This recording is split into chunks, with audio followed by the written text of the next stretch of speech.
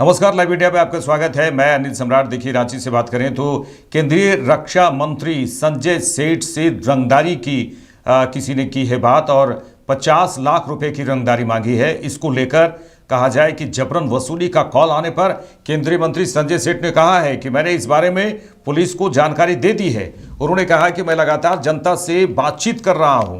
प्रधानमंत्री नरेंद्र मोदी हमेशा हमें जनता की सेवा के लिए अथक काम करने के लिए प्रेरित करते हैं। पुलिस मामले की जांच कर रही है और इसको लेकर उन्होंने कहा कि मुझे कल यानी जबरन वसूली के संबंध में ही बता रहे हैं वो कि संदेश मिला और झारखंड उन्होंने कहा कि मैंने झारखंड के डीजीपी को इस बारे में सूचित कर दिया है। देखिए, केंद्रीय रक्षा मंत्री संजय सेठ से 50 लाख रुपए की रंगदारी मांगी गई है। केंद्रीय रक्षा राज्य मंत्री और रांची के सांसद संजय सेठ से 50 लाख रुपए की रंगदारी मांगी गई है। रंगदारी मांगने वाले ने उन्हें 3 दिनों के अंदर पैसा देने को कहा है। ऐसा नहीं करने पर उन्हें परिणाम भुगतने की धमकी दी गई है। ये बड़ी खबर आपको बता रहे हैं, जहां केंद्रीय मंत्री संजय सेठ ने अब दिल्ली में है और धमकी उनके मोबाइल पर मैसेज कर दी गई है। रक्षा राज्य मंत्री संजय सेठ ने रंगदारी मांगे जाने की जानकारी दिल्ली पुलिस को दी, जिसके बाद वहां हड़कंप मच गया।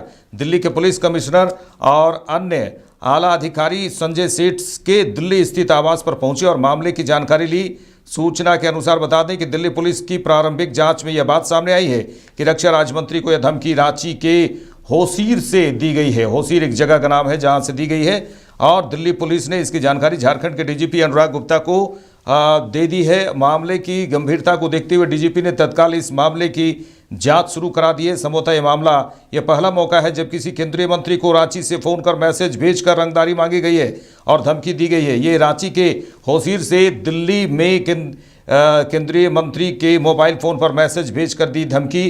रंगदारी की मांग करने वाले ने 3 दिनों के अंदर पैसा नहीं देने पर परिणाम भुगतने की बात की है और धमकी दी है। सबसे पहले हम आपको संजय सेठ, केंद्रीय रक्षा राज्य मंत्री संजय सेठ का वो बयान आपको सुनाते हैं जिसमें उन्होंने इस बातों को जिक्र किया है। और मैं तो अपना काम कर रहा हूं। मैं दिल्ली से आया, फिर क्षेत्र चला गया, लोगों से मिल रहा हूं। हमारे यहाँ घटना घट गई थी, 4 लोग की डेथ हो गई थी हमारे क्षेत्र में, एक्सीडेंट हो गया था। मैं उनके यहाँ गया। मेरा काम है जन सेवा करना। मोदी जी हम सबको सिखाते हैं बिना रुके बिना थके काम करो। हम सब काम कर रहे हैं और ये पुलिस का काम है। पुलिस इन्वेस्टिगेशन कर रही है, पुलिस का काम है। सर, ये फिरौती वाला मैसेज कब आया आपको, क्या लिखा गया उसमें? अब तो ये पुलिस बताएगी। हाँ, कल शाम को आया था। मैं दिल्ली में था और फिर वहीं पे पुलिस अधिकारियों को हमने कहा, डीसीपी अन्य अधिकारी वाले आए थे, फिर डीजीपी झारखंड को हमने बता दिया पुलिस का काम है। हम अपना काम कर रहे हैं, पुलिस अपना काम कर रहे हैं। किस तरह से एक केंद्रीय रक्षा मंत्री को इस तरह से मैसेज आना, किस तरह से जो अपराधी है उनके मनोबल को क्या दर्शाता है? ये तो झारखंड की सरकार से आपको मुख्यमंत्री जी से पूछना चाहिए जाके। मुखिया वो है और पुलिस से पूछना चाहिए। पुलिस का काम है, लॉ एंड ऑर्डर राज्य सरकार का काम है। माननीय मुख्यमंत्री जी इस पर बता सकते हैं। मेरा काम है जन सेवा करना, क्योंकि प्रधानमंत्री नरेंद्र मोदी जी हम सबको सिखाते हैं, प्रेरणा देते हैं, बिना रुके बिना थके काम काम काम काम। हम सब उसी पे जन सेवा में लगे। क्या आप झारखंड पुलिस अधिकारियों को भी बताएं इस बारे में? हमने डीजीपी को कल ही बता दिया था। अब देखिए, जिस तरह से ये रंगदारी का मामला आया है, इसमें रांची ही नहीं पूरे देश को एक तरह से झकझोर कर रख दिया है। ये बहुत ही गंभीर मामला है जिसको पुलिस ने गंभीरता से लिया है। दिल्ली पुलिस ने भी गंभीरता से लिया है और ये एक आम आदमी की बात करें तो इस तरह जो धमकी मिलती है वो समझ में आता है, लेकिन एक केंद्रीय मंत्री को धमकी देना, वो भी होसीर का कोई व्यक्ति ने इस तरह से धमकी दी है, ये हैरान करने वाली बात है। लेकिन पुलिस पूरी तरह से एक्शन में आ चुकी है। पुलिस अब उस व्यक्ति की तलाश में है जिसने रंगदारी की मांग की है और अंजाम भुगतने की भी बात की है 3 दिन के अंदर। हमारे साथ हमारे संवाददाता रत्नेश जुड़ चुके हैं। रत्नेश, निश्चित तौर पे ये पूरी तरह से गंभीर विषय है और एक तरह से पूरे सिस्टम को हिला देने वाली बात, धमकी भरा जो फ़ोन आया है वो पूरी सिस्टम को हिला देने की भी बात है। लेकिन इसको लेकर पुलिस पूरी तरह से गंभीर है और ये मामला ही पूरी तरह से गंभीर है और पुलिस गंभीरता से इसे ले रही है। दिल्ली पुलिस भी एक्शन में आई और होशिर का कौन व्यक्ति इस तरह से धमकी दिया है, पुलिस जल्द ही वहां उसे पकड़ने की कोशिश में जुट गई है। जी रत्नेश।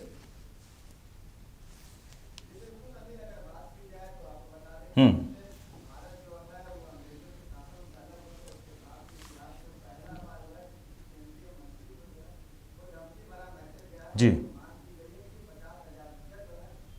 जो है वो अंग्रेजों के शासन से अलग हुआ था, उसके बाद से इतिहास में पहला बार हुआ है कि किसी केंद्रीय मंत्री को जो है वो धमकी भरा मैसेज गया है और उसमें मांग की गई है कि 50,000 रुपये जो है, माफ कीजिएगा 50 लाख रुपए जो है वो आप 3 दिनों के अंदर भुगतान कर दें, नहीं तो इसका परिणाम जो है वो काफ़ी गंभीर होगा। हालांकि अब मामला पूरी तरह से ये झारखंड की राजधानी रांची की और राजधानी में लॉ एंड ऑर्डर पर ये बहुत बड़ा सवाल जो है ये उठता है। अगर जिस तरह से बात की जाए तो लगातार अगर विपक्ष जो है लॉ एंड ऑर्डर को लेकर सरकार को लगातार आईना दिखाते रहा है, तो फिर मामला जो है वो नया मामला, ताज़ा मामला सामने में आया लॉ एंड ऑर्डर को लेकर। आप समझ सकते हैं कि राजधानी रांची में अपराधियों का मनोबल इस तरह बढ़ गया है कि वो रांची के सांसद और राज्य रक्षा मंत्री संजय सेठ को 50 लाख रुपए रंगदारी के लिए उन्होंने मैसेज किया। हालांकि रांची के सांसद जो है इस वक्त में दिल्ली में थे, दिल्ली में सदन का शीतकालीन सत्र चल रहा है, वहाँ पे सभी सांसद थे, लेकिन जिस तरह से सांसद को अगर बात की जाए अनिल, तो रांची के होशिर इलाके से जो है उनको धमकी भरा मैसेज गया है उनके फ़ोन कॉल पे 50 लाख रुपए रंगदारी मांगने की। ये बात की पूरी जानकारी जो वहाँ के जो पुलिस कमिश्नर है उनको संजय सेठ ने बताया। उसके बाद वहाँ के कई आला अधिकारियों से संजय सेठ ने संपर्क किया। उसके बाद वहाँ पे जांच में पता चला है कि ये जो मामला है पूरा रांची से ही ये मामला सामने निकल कर आया और रांची के ही अपराधी जो है उनको धमकी भरा मैसेज दिए हैं। तो वहाँ के जो डीजीपी है तुरंत, वहाँ के जो पुलिस कमिश्नर है तुरंत झारखंड के डीजीपी अनुराग गुप्ता से संपर्क किया और पूरे मामला को गंभीरता से लेने को कहा है। हालांकि पुलिस जो है पूरी तरह से, झारखंड पुलिस की बात की जाए या फिर दिल्ली पुलिस की बात की जाए तो पूरी तरह से पुलिस जो है जुट गई है। वहीं अगर संजय सेठ की बात की जाए तो संजय सेठ की सुरक्षा बढ़ा दी गई है। लेकिन आप समझ सकते हैं कि किसी राज्य के रक्षा मंत्री को इतनी बड़ी धमकी भरा मैसेज जा रहा है तो आम पब्लिक का इस वक्त क्या हालत होता है। लगातार जिस तरह से अगर पूरी बात की जाए तो विपक्ष जो है लगातार, भाजपा जो है सरकार को आईना दिखाते रही है लॉ एंड ऑर्डर को। अगर बात की जाए कुछ दिन पीछे ही चले जाए तो रांची में किसी दरोगा की जो है वो हत्या कर दी जाती है, एडवोकेट की जो है वो हत्या कर दी जाती है, गोलियां चल जाती है। तब समझ सकते हैं कि बात ये है आम पब्लिक जब यहाँ पर सुरक्षा में नहीं है, मंत्रियों सुरक्षित नहीं है, तो और लोगों की क्या स्थिति हो सकती है। रांची से बिल्कुल सटा हुआ ये जगह है और वहां से इस तरह से अगर कॉल किया जा रहा है, निश्चित तौर पे ये फ़ोन नंबर उन्हें किसने उपलब्ध कराया, ये तो पुलिस के सामने आ ही जाएगा। फ़ोन नंबर उसे किसने उपलब्ध कराया और किस तरह से उन्होंने धमकी दी है, कौन है ये अपराधी किस्म के व्यक्ति हैं, किस तरह से आपको लग रहा है। हालांकि पुलिस जल्द ही सलाखों के पीछे उस व्यक्ति को लाएगी, लेकिन देखिए रांची से बिल्कुल सटी हुई जगह से एक फ़ोन आना और उसके बाद बिल्कुल ये बहुत गंभीर विषय है। रत्नेश,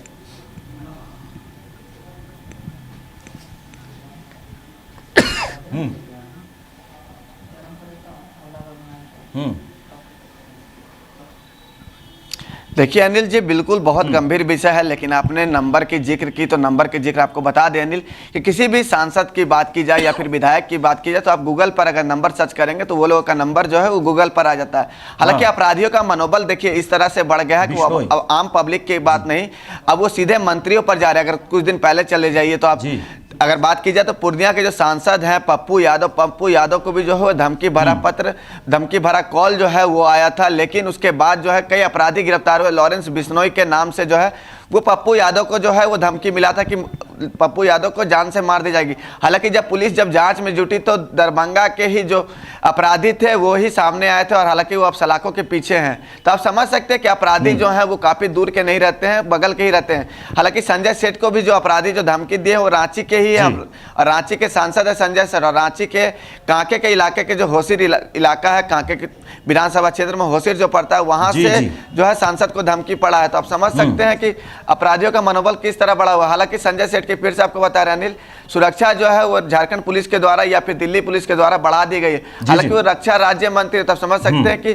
देश का जो रक्षा है उनके हाथों में है। अब समझ सकते हैं तो जब देश का रक्षा उनके हाथों में है, देश का रक्षा, हम जनता की सेवा करते हैं, जनता के बीच रहते हैं, जनता का काम करते हैं और काम करने के लिए प्रेरित करते हैं और इस तरह से फ़ोन कॉल आना, एक धमकी भरा फ़ोन कॉल आना, रत्नेश, जब मैं संजय सेठ के आवास के बगल से गुजर रहा था, वहाँ पर काफ़ी भीड़ भाड़ थी, पुलिस गश्ती भी वहाँ पर बढ़ाई गई। मैंने देखा वहाँ पर कि अचानक से इतना भीड़ कहाँ से आवास में नज़र आ रहा है। लेकिन निश्चित तौर पे परिवारजनों को भी इस बात की तो चिंता होगी ही कि इस तरह से धमकी कॉल आया है और कब क्या कुछ होगा, इसकी चिंता तो निश्चित तौर पे वहाँ दिख रही थी। और जिसके कारण रांची के आवास में जब गुजरा, उसी रास्ते से जब मैं गुजर रहा था तो देखा काफ़ी पुलिस वहाँ पर खड़ी है। जी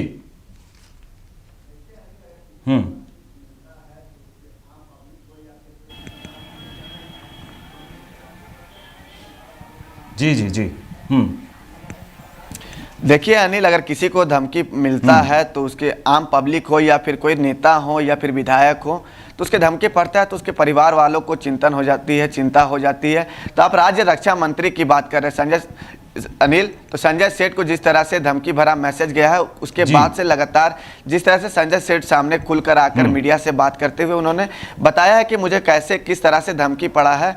उसके बाद उनके समर्थकों में जो है वो काफ़ी नाराजगी और काफ़ी आक्रोश भी देखने को मिल रहा है। उसी को लेकर संजय सेठ के आवास के बाहर जो उनके समर्थक है, काफ़ी संख्या में समर्थक है, रांची से उनको यहाँ से जिताकर दिल्ली भेजे हैं, दिल्ली सदन में भेजे, तो आप समझ सकते हैं कि उनके जो समर्थक है काफ़ी आक्रोश रहेंगे। इसी को लेकर जो है संजय सेठ के घर पर जो है उनके समर्थक पहुंचे हैं उनके हालचाल को लेने के लिए। हालांकि संजय सेठ को जब धमकी नहीं पड़ा था, उसके बावजूद जो संजय सेठ जब रांची में रहते हैं तो हालांकि अपने घरों पर जो है वो जनता से डेली जो है वो सुबह में मुलाकातें करते हैं, उसके बाद वो अपने लोकसभा क्षेत्र में चले जाते हैं। संजय सेठ ने जब मीडिया से बात करते हुए कहा कि हम रांची पहुंचे थे, हालांकि दिल्ली में शीतकालीन सत्र चल रहा है संसद का, तो सदन में वो दिल्ली में थे, लेकिन जैसे ही रांची के देवी मंडप रोड में अब 3 लोगों की जो मृत्यु हो गई सड़क हादसे में, जो बारात से लौटने के घटनाक्रम में, तो संजय सेठ जो है उनके परिवार वालों से मिलने के लिए रांची पहुंचे थे। तो जाहिर सी बात है कि जब वो रांची मिलने के लिए उनके परिवारजनों से पहुंचे थे और सांसद को इस तरह की धमकी मिलना, तो उनके समर्थकों की वहां पर भीड़ आपको देखने को मिलेगी। अगर पुलिस प्रशासन की बात की जाए तो पुलिस प्रशासन जो है जब से संजय सेठ को धमकी भरा मैसेज आया उसके बाद से पुलिस प्रशासन जो है काफी मुस्तैद हो गई और संजय सेठ की जो सुरक्षा है वो बढ़ा दी गई है। संजय सेठ पहले अगर रक्षा राज्य मंत्री की बात की, जिस समय राज्य रक्षा मंत्री का जब उन्होंने शपथ लिया था उसके बाद से अगर उनकी सिक्योरिटी की बात की जाए अनिल, तो मात्र 2 सिक्योरिटी उनके साथ चलती थी। लेकिन अब अगर बात की जाए तो अब जो है उनकी सुरक्षा जो है वो काफी बढ़ा दी गई, क्योंकि उन्हें धमकी भरा जो है पत्र आया। और हालांकि जो जिक्र जो सूत्र कह रहे हैं अनिल कि माओवादी के नाम से उनको धमकी भरा मैसेज गया, समझ सकते हैं कि अगर बता दें कि जिस तरह से केंद्रीय रक्षा राज्य मंत्री संजय सेठ को एक कॉल आया, इसमें जबरन वसूली 50 लाख की मांग की गई है और उसमें ये भी कहा गया है कि 3 दिन के अंदर पैसे पहुंचा दे वरना अंजाम भुगते। अब देखिए, समाज सेवा संजय सेठ लगातार कह रहे हैं कि प्रधानमंत्री नरेंद्र मोदी हमेशा हमें जनता की सेवा के लिए अथक काम करने की प्रेरित करते हैं। हालांकि जब भी संजय सेठ की बात करें, रांची में रहते हैं तो यहाँ पर किसी के भी दुख और सुख में ज़रूर वह पहुँचते हैं। लेकिन इस तरह से एक गंभीर विषय, एक गंभीर मामला जब आया, जब किसी ने फ़ोन कर ये कहा है कि पैसे दीजिए वरना अंजाम भुगतने को तैयार रहिए, ये निश्चित तौर पे ये गंभीर विषय है। पुलिस ने इसे गंभीरता से लिया है और जल्द ही जो व्यक्ति कॉल किए हैं, जो व्यक्ति ने कॉल किया है, वो जल्द ही सलाखों के पीछे ज़रूर पुलिस उसे भेजेगी। देखते रहिए लाइव इंडिया। नमस्कार।